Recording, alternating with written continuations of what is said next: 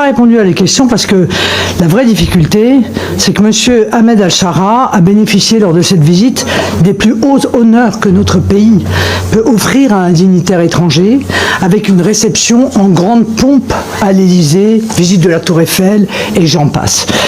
Cette visite, c'est pas seulement une honte, c'est une gifle, ma collègue Dintorni vous l'a dit, une gifle aux victimes du terrorisme islamiste, en France mais aussi à l'étranger, une gifle à des dizaines de millions de Français qui ressentent encore dans leur chair le traumatisme du Bataclan, dont il s'est félicité tout de même, ou de Nice, une gifle à des siècles de tradition diplomatique française fondée sur la défense exigeante de nos intérêts sans jamais consentir à l'abaissement.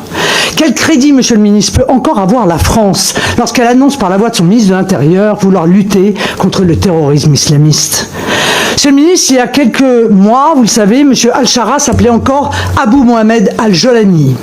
C'était son nom de guerre djihadiste, en tant qu'ancien haut responsable terroriste d'Al-Qaïda et de l'État islamique, puis fondateur du front Al-Nusra.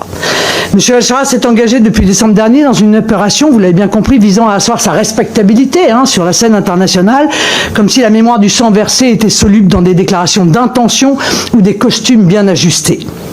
À cette question, vous avez répondu par l'affirmative. Oui, la mémoire des crimes et du sang versé est soluble dans le flux des affaires courantes qui semble être votre seule boussole dans la conduite de nos relations diplomatiques. Eh bien, aucune réelle politique à nos yeux ne justifie cette visite qui aurait pu se tenir de manière confidentielle. Et c'est là où vous ne répondez pas à la question. Parce que qu'il y ait des relations diplomatiques, bien sûr, il faut en avoir avec tous en réalité, y compris les pires crapules.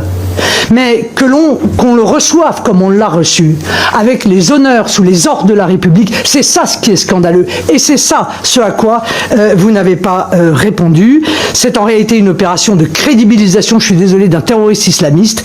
Et aucun pragmatisme diplomatique ne peut conduire à insulter les victimes du terrorisme islamiste en réservant justement les honneurs de notre République à un djihadiste aux mains couvertes de sang.